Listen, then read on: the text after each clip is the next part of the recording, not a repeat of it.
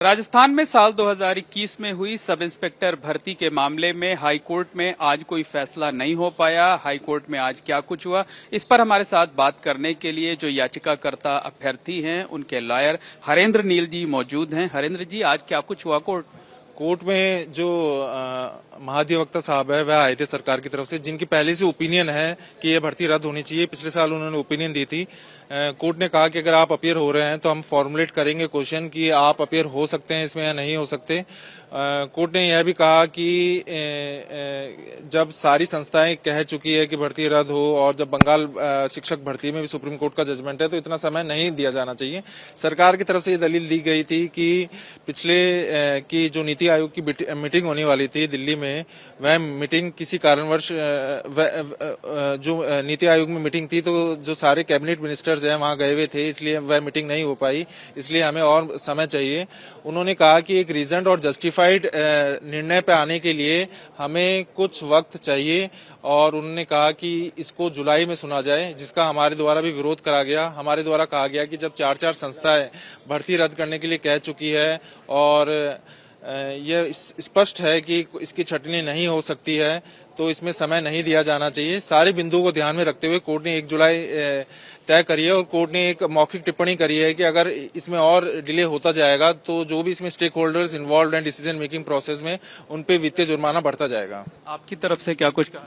हमारी तरफ से कहा गया कि जब चार संस्थाएं कह चुकी है, बंगाल भर्ती में सुप्रीम कोर्ट ने 8 साल बाद शिक्षकों को हटाया था, वहां पे भी बहुत बड़ी धांधली थी। यहाँ पे तो केवल 800 पदों का मामला है, वहां पे 27,000 व्यक्तियों को सुप्रीम कोर्ट ने हटाया था कि इसमें छटनी करना संभव है और बड़े लेवल पे धांधली हुई है।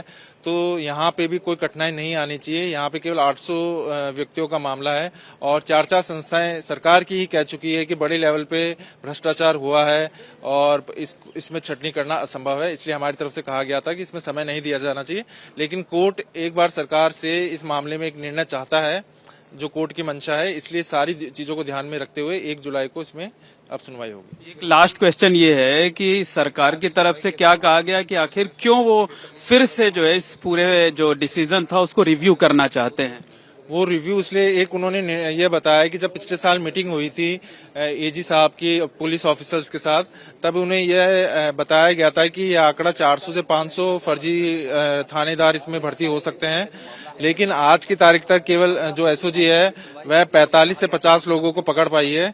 इसलिए वह रिविजिट करना चाहते हैं कि क्या वाकई में इसमें छटनी करना संभव है और उस निर्णय पे सरकार आना चाहती है। इसलिए मामले की सुनवाई 1 जुलाई को रखा है। सभी पक्षों का इंतजार और हाँ, कोर्ट में थोड़ा टाइम लगता है, लेकिन मुझे लगता है कि इसमें भर्ती रद्द हम करवा के ही रहेंगे।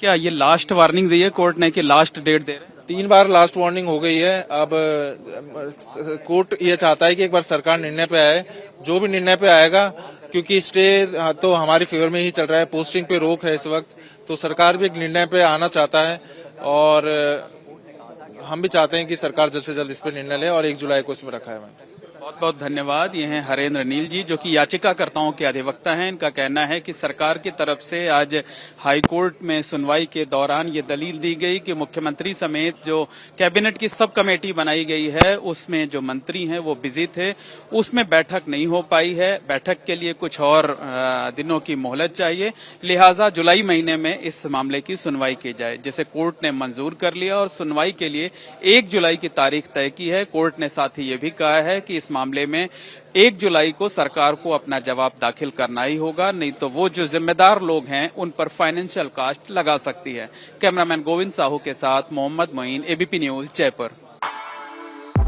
For exclusive and insightful videos, subscribe to our new channel ABP Live Premium.